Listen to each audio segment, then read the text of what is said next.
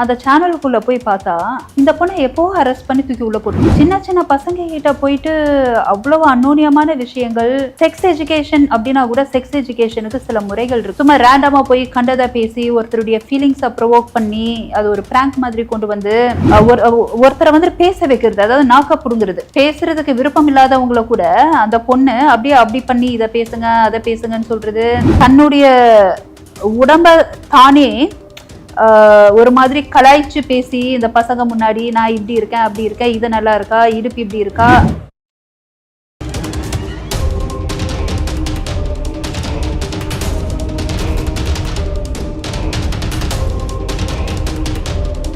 Study in Singapore, Mauritius. Easy entry to Canada, UK, Europe, Australia, New Zealand. For admission contact 8807984342.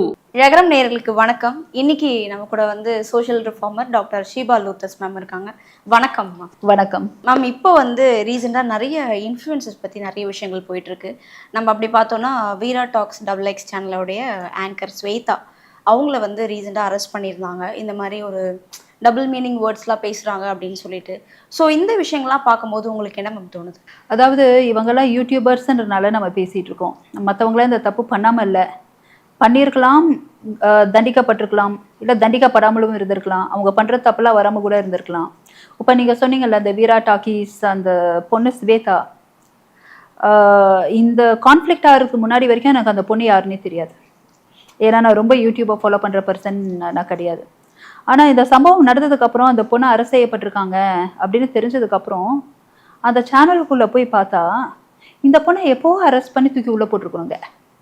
இது ஏன் லேட்டாக பண்ணாங்கன்னு தெரில. YouTubers அப்படின்னா அது ஒரு மிகப்பெரிய பொறுப்புங்க. அது இன்ஃப்ளூயன்சஸ், நிறைய ஃபாலோவர்ஸ் நிறைய சப்ஸ்கிரைபர்ஸ் வராங்கன்னா அவங்க ஒரு கருத்தை சரியான கருத்தை சரியான விதமாக சொன்னால் பல மாற்றங்களை உண்டாக்க முடியும். ஆனால் சரியான கருத்தை ஒரு சின்ன பிளவோட தப்பாக சொல்லிட்டாங்க அப்படின்னா அது நெகட்டிவாக பல இம்பேக்ட் உண்டு பண்ணும். அதுக்கான பொறுப்புணர்ச்சியை இப்போத்த இன்ஃப்ளூயன்சர்ஸ் புரிஞ்சுக்கிறது இல்லை யூடியூபர்ஸ். அந்த லேடியெல்லாம் ஏன்னா ஒரு பொண்ணு கூச்சப்படாமல் ஸ்ட்ராங்காக பேசணும், வீரமாக இருக்கணும், தைரியமாக இருக்கணும்னு சொல்லக்கூடிய பெண்ணியவாதிகள் நாங்கள்லாம் எவ்வளோ பேர் இருக்கோம். எங்களில் யாருமே கெட்ட வார்த்தை பேசுங்க, அடல்ட்ரி பேசுங்க, எங்க சின்ன சின்ன பசங்க கிட்ட போயிட்டு அவ்வளோ அன்னோனியமான விஷயங்கள். செக்ஸ் எஜுகேஷன் அப்படின்னா கூட செக்ஸ் எஜுகேஷனுக்கு சில முறைகள் இருக்குங்க. சும்மா ரேண்டமாக போய் கண்டதை பேசி ஒருத்தருடைய ஃபீலிங்ஸை ப்ரொவோக் பண்ணி அது ஒரு பிராங்க் மாதிரி கொண்டு வந்து ஒருத்தரை வந்து பேச வைக்கிறது, அதாவது நாக்க புடுங்கிறது. பேசுறதுக்கு விருப்பம் இல்லாதவங்கள கூட அந்த பொண்ணு அப்படியே அப்படி பண்ணி இதை பேசுங்க அதை பேசுங்கன்னு சொல்றது. தன்னுடைய உடம்ப தானே ஒரு மாதிரி கலாய்ச்சி பேசி இந்த பசங்க முன்னாடி நான் இப்படி இருக்கேன் அப்படி இருக்கேன், இது நல்லா இருக்கா, இடுப்பு இப்படி இருக்கா. அந்த பொண்ணை எப்போ தூக்கி உள்ளே போட்டிருக்கணுங்க. எனக்கு தெரிஞ்ச அந்த பொண்ணு வந்துட்டு இதுக்கப்புறம் ஏதாவது கண்டிஷனல் பெயில் கிடச்சி வெளியே வருது அப்படின்னா, அதாவது இந்த மாதிரி பிராங்க்ஸு இந்த மாதிரியான விஷயங்கள்ல இன்னொரு பொண்ணு பாதிக்கப்பட்டிருக்குது இல்லை, பண்ணுறது ஒரு பொண்ணு, பாதிக்கப்படுறது இன்னொரு பெண் இல்லை, விருப்பம் இல்லாமல் போடக்கூடாது இல்லை. இப்போ ஒரு பெண் பாதிக்கப்பட்டிருக்கா பாலியல் ரீதியா அப்படின்னு வச்சாலுமே அந்த பொண்ணுடைய எந்த ஐடென்டிட்டியுமே இல்லை அந்த குழந்தையுடைய ஐடென்டிட்டியுமே இல்லை படத்தையுமே எந்த மீடியாவும் போட மாட்டாங்க. உங்களுக்கு தெரியுமா, அது சட்டம், போடக்கூடாது அப்படின்ட்டு. அதுக்கும் இல்லைன்னா அவங்க கன்சென்ட் தேவைப்படும், இல்லை அவங்களா போய் சிலர்லாம் போய் ப்ரெஸ் மீட் கொடுப்பாங்க, அது வேற, அது அவங்களா கன்சென்ட் பண்ணுறது. இந்த பொண்ணை போட வேணான்னு சொல்லியும் அது கொஞ்சம் அந்தரகமாக ஏதோ வெளிப்படையாக ஏதோ பேசியிருக்குது, அதுக்கப்புறம் அது ரிவோக் பண்ணியிருக்கு. சேனல் சப்ஸ்கிரைபர்ஸ்க்காக நான் வியூஸ் இன்க்ரீஸ் பண்ணுறதுக்காக என்ன வேணாலும் பண்ணுவேன் அப்படின்னு சொல்லிட்டு பண்ணிட்டு இருக்கிறது தான் அது. இன்னொன்று என்னன்னா, அந்த பொண்ணு வியூஸ்க்காக என்ன வேணாலும் ஒருத்தர் பண்ணலாம். உளவியல் ரீதியாக பண்ணாங்களா, உளவியல் ரீதியாக தான் மனிதர்களை நாங்கள் கவனிப்போம். எப்படி அது அவங்க பேஸ் கேரக்டர் என்ன, பர்சனாலிட்டி ட்ரெய்ட்ஸ் என்ன அப்படின்ட்டு. அந்த பெண்ணுடைய சிந்தனையே ரொம்ப கொச்சையாகவும் ரொம்ப ஆபாசமாகவும் இருக்கிறது என்னால் உணர முடியுது. வியூஸ்க்காக பேசுறது வேற, ஆனா அந்த ஒரு ஆபாசமான அந்த சிந்தனைகள்லயே இருக்கிற மாதிரியான வார்த்தைகள் தான் அந்த பொண்ணு வாயிலிருந்து வருதுங்க. அதனால இவங்களுக்கெல்லாம் சத்தியமா நீங்க வக்காலத்து வாங்கிடாதீங்க, டக்குனு கோபப்படுறாள். ஓகேங்களா? இன்னொரு ரீசன்ட் யூடியூபர்ஸ் கண்டென்ட் TTF, எவ்வளவு ஃபாலோவர்ஸ், மில்லியன் கணக்கில் ஃபாலோவர்ஸ். சமுதாயத்தில் இன்ஃப்ளூயன்சர் ஆயிட்டீங்கன்னா சமுதாயத்துல பொறுப்புணர்ச்சின்றது ரொம்ப முக்கியம். இல்லைன்னா நார்மலா இருந்துட்டு போயிடணும், சாமானியா இருந்துட்டு போயிடணும். நான் இன்ஃப்ளூயன்சரா இருக்கணும், நான் பணம் பார்க்கணும் அப்படின்னு யோசிச்சிங்கன்னா பல விஷயங்கள்ல பார்த்து இருக்கணும். வரிசையா அவர் பண்றதெல்லாம் பாத்தீங்கன்னா எங்க பொறுப்புணர்ச்சி இருக்கு நீங்க சொல்லுங்க. நான் வீலிங் பண்றேன்னு பைக்கை எடுத்து சுத்திட்டு இருந்தாரு, அப்புறம் அவரே கையை உடைச்சுக்கிட்டாரு. அவரை ஃபாலோவர்ஸ் எல்லாம் பார்க்க வரோன்ட்டு ஒரு இடத்துல போய் நின்னா அது லா அண்ட் ஆர்டர் இஷ்யூ ஆகி அது ஒரு கேஸ் ஆச்சு. வரிசையா இந்த பொறுப்புணர்ச்சின்றது ரொம்ப முக்கியம் இல்ல. நம்ம 1000 சொல்லலாம், இவங்க பின்னாடி இவங்க அரசியல் தலைவர்கள் சப்போர்ட் பண்றாங்க, இவங்களுக்கு அரசியல் தலைவர்கள் சப்போர்ட் பண்றாங்க, உண்மையா கூட இருக்கலாம். ஆனா இவங்க என்ன வந்துட்டு ஒழுங்காவா பண்றாங்க? கரெக்டுங்களா? சரி, பைக் லைசன்ஸ் எல்லாம் புடிங்கி வச்சிட்டாங்க அப்படின்னா எல்எல்ஆரோட ஒரு கார் எடுக்கிறாரு. இப்பதானே கொஞ்சம் நிறைய கான்ட்ரவர்சியில இருந்து வெளியே வர்றாரு. இதுக்கப்புறமாவது கொஞ்சம் ஒழுங்கா இருக்கிற மாதிரியாவது காமிச்சுக்கலாம்ல. அப்படியே போன் பேசிக்கிட்டே அப்படியே கேமரா அதை எடுத்துக்கிட்டே ஆடியன்ஸை காமிச்சுக்கிட்டே தூக்கி உள்ள போடுறாங்கல்ல. அவர் ஒருவேளை யூடியூபராவோ இன்ஃப்ளூயன்சரா இல்லைன்னா உள்ள போயிருப்பாரு நீங்க நினைக்கிறீங்களா? இல்ல, நாட்டுல வந்து நிறைய விஷயங்கள் நடந்துட்டு இருக்கு. அப்படி இருக்கும்போது டிடி வாசனையே வந்து டார்கெட் பண்ணி அவங்க பண்ணிட்டு இருக்காங்க. நாட்டுல நிறைய விஷயம் நடந்துட்டு இருக்கு. ஆனா நிறைய பேர் பண்ற விஷயங்கள்லாம் நிறைய பேர் ஃபாலோ பண்றாங்களா? ஒரு சாமானியன் ஒரு விஷயம் பண்றான், டக்குன்னு போயிட்டு இருக்கான், டக்குன்னு பைக்கை வீலிங் எடுத்து ஹுய்ன்னு போறான். அந்த மாதிரிலாம் பல சம்பவம் நம்ம பாக்குறோம்ல ரோட்ல. எவ்வளவு பேர் அவனை ஃபாலோ பண்றாங்க? அது தப்புதான், நியாயப்படுத்தல, தப்புதான். எவ்வளவு பேர் அதை ஃபாலோ பண்றாங்க? அவன் யாருன்னு உங்களுக்கு தெரியுமா? எனக்கு தெரியுமா? யாருக்காவது தெரியுமா? எல்லாம் பண்றது தப்பு தாண்டா, நடந்துக்கிட்டு தான் இருக்கு. இவன் யாருன்னு எல்லாத்துக்குமே தெரியுது, இவன் பண்றத ஃபாலோ பண்றாங்கங்க. அது நம்ம 1000 சொல்லலாம் பாருங்க. இந்த பான் சைட்ஸ் எல்லாம் இருக்கு, ஏன் அதை பார்த்து மக்கள் கெட்டு போக மாட்டாங்களா? ஒவ்வொரு இடத்துலயும் டாஸ்மாக் கடை இருக்கு, ஏன் அதை பார்த்து வந்துட்டு மக்கள் கெட்டு போடுறது இல்லையா? என்னை பார்த்து தான் கெட்டு போடுறாங்களான்ற அந்த தம்பி வேற கேக்குது. நீ இன்ஃப்ளூயன்சரியா? நீ சாமானியன் இல்ல. நீ ஒழுங்கா இருந்துட்டு உன் மேல வந்துட்டு யாராவது வந்துட்டு ஒரு குற்றச்சாட்டு போட்டா நம்ம கேட்கலாம், அந்த யூடியூபர் ஏதோ அந்த அடக்குமுறை அது இதுன்னு நம்ம சொல்லலாம். பண்றது எல்லாமே வந்துட்டு சேட்டை இல்ல. அதே யூடியூபர் தான் வந்து இர்ஃபானும். ஸோ அவர் வந்து ரீசெண்டா ஒரு வீடியோ போட்டு அது ஒரு வைரல் ஆகி அதுக்கப்புறம் அவர் மேலே கேஸ் வந்து இப்போ அவர் வந்து அந்த கேஸை வந்து வாபஸ் வாங்கல, பட் இருந்தாலும் மன்னிப்பு கேட்டுட்டாரு அப்படின்னு சொல்லலாம். இர்ஃபான் விஷயத்துல ஃபர்ஸ்ட் கேஸே போடல. சின்ன கரெக்ஷன், சுகாதாரத்துறையில ஒரு நோட்டீஸ் அனுப்பிச்சாங்க. அவர் மேல கேஸ் ஃபைல் பண்றதுக்கான முகாந்திரமே இல்லை. ஏன் நான் சொல்லட்டுமா? ஏன்னா நான் அப்ராட் அவ்வளோ ட்ராவல் பண்ணியிருக்கேன், நிறைய கண்ட்ரிஸ் இருந்திருக்கேன். இப்போ நம்மளுடைய நாட்டில் ஒருத்தர் ப்ரெக்னெண்ட்டாக இருக்கும்போது அந்த ஃபீட்டஸ், அந்த குழந்தை ஆணோ பெண்ணோன்னு தெரிஞ்சுக்க கூடாது, எந்த டாக்டர்ஸும் அதை தெரியப்படுத்தக்கூடாது. சட்டப்படி குற்றம்ன்ற அந்த சட்டமே எதனால் வந்து தெரியுமா? பெண் குழந்தை சிசுக்குலை, கரெக்டுங்களா? பெண் குழந்தைன்னு தெரிஞ்சிச்சுன்னா வயிற்றுலேயே அதை அபார்ட் பண்ணிடுறாங்க, இல்லை பிறந்து சாவடிச்சிடுறாங்க. இதுதான் மெயின். நம்ம வந்து அடிப்படையாக நம்ம அதை புரிஞ்சுக்கணும். இது தப்பு. ஆனால் எவ்வளவோ பேர் எங்களை மாதிரி இருக்கிறவங்க வெளிநாட்டுக்கு போகிறோம் வரோம். வெளிநாட்டில் எவ்வளவோ ஹாஸ்பிட்டல்ஸ் இருக்குது, நிறைய பேத்தினுடைய ஃபேமிலியில் கன்சீவ் ஆகிறாங்க. அப்போ அங்கே போகும்போது ஆட்டோமேட்டிக்காக டாக்டர் இவங்க கேட்குறாங்களோ இல்லையோ, you have a baby boy அப்படின்வாங்க, you have a baby girl அப்படின்வாங்க, இல்லை ட்வின்ஸ் அப்படின்வாங்க. அதை நீங்கள் ஸ்டாப் பண்ண முடியுமா?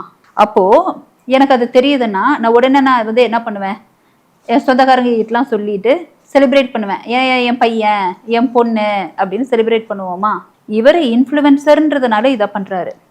இவர் மேலே நம்ம எப்போ கேஸ் போடலான்னா, இந்தியாவில் உள்ள ஏதாவது ஒரு ஹாஸ்பிட்டலில் இவர் போய் இந்த மாதிரி தெரிஞ்சுக்கிட்டு வந்து அதை இவர் ஓப்பன் அப் பண்ணாருன்னா அது வந்துட்டு உண்மையாகவே, இப்போ நீங்கள் இப்படி பேசுகிறீங்க அப்படியே நான் ஆப்போசிட்டாக பேசுவேன், அவரை வந்து தூக்கி உள்ளே போடணும்னு பேசுவேன்.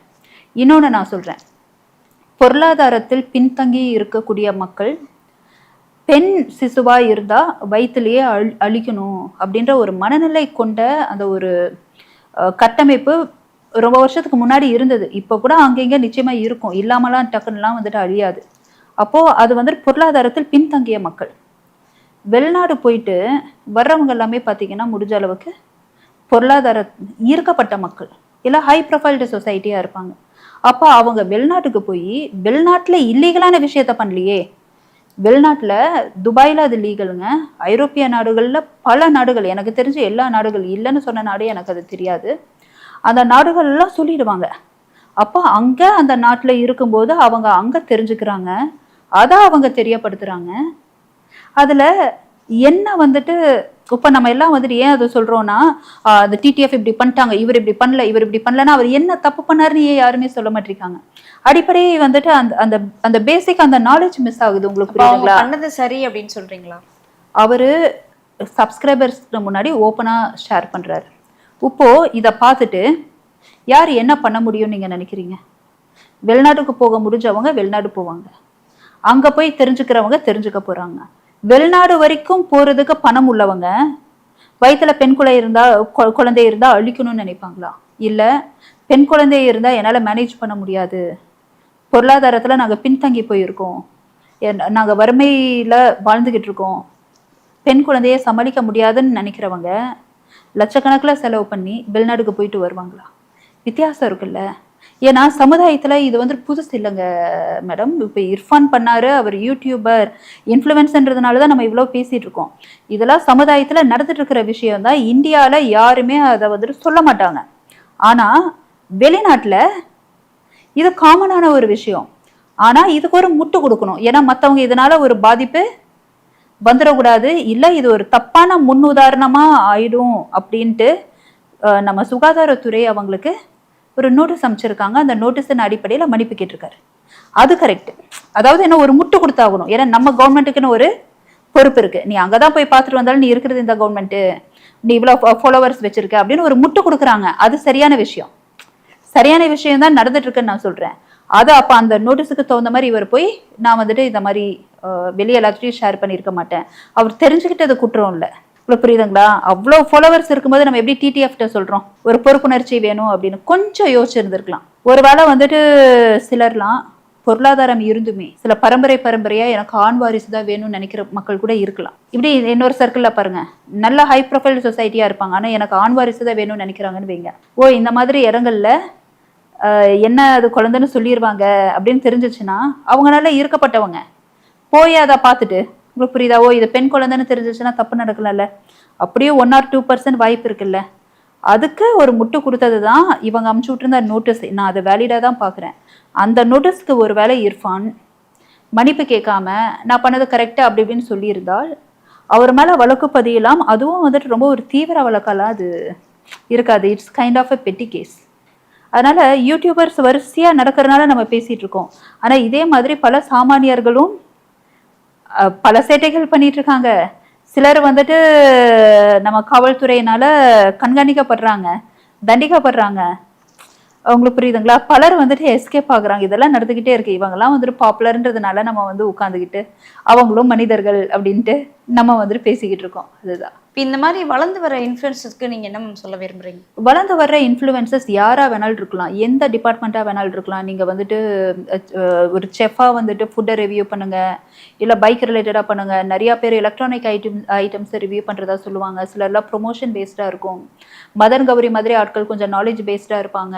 நம்ம இவர் மாயம் ஸ்டுடியோஸ், நீங்க எந்த ஒரு துறை சார்ந்து மிஸ்டர் ஜிகே எல்லாம் சயின்ஸ் ஓரியன்டா இருப்பாங்க. யார் வேணாலும் இருந்துருப்போங்க. நீங்க ஒன்ஸ் இன்ஃப்ளூயன்சர் ஆயிட்டீங்க, நீங்க சொல்றத மக்கள் கவனிக்க ஆரம்பிக்கிறாங்கன்னா நீங்க ரொம்ப ரொம்ப பார்த்து இருக்கணும். ஏன்னா நீங்கள் சாதாரண மக்கள் கிடையாது. ஒரு செலிபிரிட்டினா ஏன் செலிபிரிட்டி அப்படின்னா அவங்க முகத்துக்கு வேல்யூ, அவங்க பேச்சுக்கு வேல்யூ, அவங்க ஒரு டான்ஸ் மூமெண்ட் போட்டாங்கன்னா அதுக்கு வேல்யூ. அதுக்கு ஈக்குவலா ஒரு இன்ஃப்ளூயன்சர்ஸ் ஆகுறாங்க. அப்போ அந்த ஈக்குவல் ஸ்டாண்டர்டுக்கு நீங்கள் வந்துட்டீங்க அப்படின்னு கேட்டால் உங்களுக்கு பொறுப்பு ரொம்ப அதிகமாக இருக்கணும். நீங்கள் பண்ணக்கூடிய ஒவ்வொரு விஷயம் நீங்கள் வியூஸ்க்காக 1000 பண்ணுங்க, சப்ஸ்கிரைபர்ஸை வின் பண்ணுங்க, நீங்கள் பணம் பார்க்குற மென்டாலிட்டி கூட இருங்க, தப்பு கிடையாது. ஆனால் சமுதாயத்துக்கு தவறான முன்னுதாரணமாகவோ இல்லை தவறான சில விஷயங்களை நீங்கள் வந்துட்டு வேற சில காரணங்களுக்காக தப்பாக ப்ரொஜெக்ட் பண்ணிட்டு, நிறைய பேர்லாம் சில கட்சிகிட்ட பணம் வாங்கிட்டு அவங்களும் யூடியூபர்ஸ் தான், இன்ஃப்ளூயன்சர்ஸ் தான், தப்பான ஒரு விஷயத்த வந்துட்டு சமுதாயத்துக்கு பரப்பி விடுறது. அந்த மாதிரி இல்லாமல் பொறுப்புணர்ச்சியை உங்களால சமுதாயத்துக்கு என்ன நல்லது பண்ண முடியும் அந்த மாதிரி நல்ல விஷயங்களை வெளியே கொண்டு வாங்க. நீங்கள் அப்போவும் பணம் பார்க்க தான் முடியும். ஆனால் பொறுப்புணர்ச்சி இல்லாமல் இளைஞர்கள் பாதிக்கப்படுவாங்க, பெண்கள் பாதிக்கப்படுவாங்க. அந்த பொண்ணு விஜே, அந்த ஸ்வேதா அந்த பொண்ணு, நிறைய பெண்கள் பாதிக்கப்பட்டிருக்காங்க, நிறைய ஆண்கள். கூச்சம் இல்லாம இது பேசும்போது அவங்களுடைய மனநிலை எப்படி இருக்கும்? ஆபாசம் தெரியாத சில இந்த இளைஞர்கள், அவங்கெல்லாம் பார்த்தா ஸ்டூடெண்ட்ஸுங்க, அவங்க மனசுல பதியிற மாதிரியான இந்த மாதிரியான ஒரு இன்ஃப்ளூயன்சர்கள் பொறுப்புணர்ச்சியோட நடந்துக்கிட்டா பல நல்ல மாற்றங்கள் நம்ம சமுதாயத்துல கொண்டு வர முடியும். அப்படிப்பட்ட மாற்றங்களை கொண்டு வரக்கூடிய இன்ஃப்ளூயன்சர்ஸா நீங்க இருக்கிற வரைக்கும் தான் சமுதாயத்துல உங்களுக்கு மரியாதை. அப்படி இல்லைன்னா எங்கேயாவது மாவு கட்டு உங்களுக்கு போட்டு விட்டு எங்கேயாவது உள்ள கிடப்பீங்க. இது டிடிஎஃப் கை கட்டு போட்டு இருந்தாரு பாருங்க, ஆக்சிடென்ட் ஆகிட்டு அந்த மாதிரி ஆகும். பொறுப்புணர்ச்சியோட இருங்க. அப்படி இல்லைன்னா தவறு பண்ணீங்கனாலும் ஈஸியா நீங்க கவனிக்கப்பட்டுருவீங்க. மாவு கட்டு ஆறுறதுக்கு வாய்ப்பு இருக்கலாம், பார்த்துக்கோங்க. இதுதான் என்னுடைய அட்வைஸ். ஏன்னா இப்போ இருக்க டைமில் வந்து ட்ரெண்டிங் ஆகணும் அப்படின்றதுக்காக எந்த கண்டென்ட் வேணால் போடலான்ற மாதிரி தான் இருக்குது. மற்ற இன்ஃப்ளூயன்ஸ் மாதிரி நானும் வந்து என்னையும் வந்து வெளியே தெரியணும், 4 பேர் வந்து இவங்கள பற்றியும் சொல்லணும் அப்படின்ற மாதிரி ஒரு சுச்சுவேஷன் தான் போயிட்டுருக்கு. ஸோ இப்படி இருக்கிறப்போ காலங்கள் மாற மாற விஷயங்கள் வந்து மாறிக்கிட்டே இருக்கு இல்லையா? அதை பற்றி நீங்கள் என்ன நினைக்கிறீங்க? காலங்கள் மாறலாம், விஷயங்கள் மாறலாம், பொருளாதாரத்தை நோக்கி எல்லாருமே ஓடலாம், தனி மனித ஒழுக்கம் மாறலாமா? பெண்ணுனா பெண்ணுக்கான எத்திக்ஸ். நம்ம ஒரு விஷயம் பண்ணுறோம்னா தன்மானம் ரொம்ப முக்கியமா? கரெக்டுங்களா? நம்மளை வேல்யூ பண்ணுறது மாறலாமா? காலம் மாறட்டும், என்ன வேணாலும் மாறட்டும். நம்மளை சரியாக வேல்யூ பண்ண முடியலைன்னா மற்றவங்க நம்மளை சரியாக வேல்யூ பண்ணுவாங்களா?